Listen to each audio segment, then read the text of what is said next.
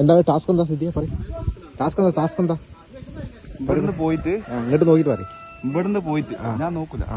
ഇവിടുന്ന് പോയിട്ട് അവിടെ തൊടും. എവിടെ തൊടും? അവിടെ തൊടാം.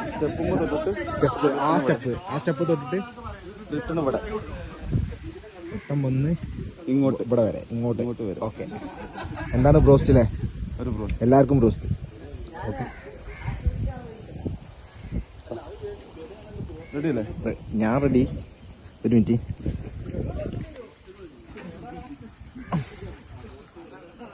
ആ സിദ്ധിയെ ചാടിക്കോ. റെഡി അല്ലേ?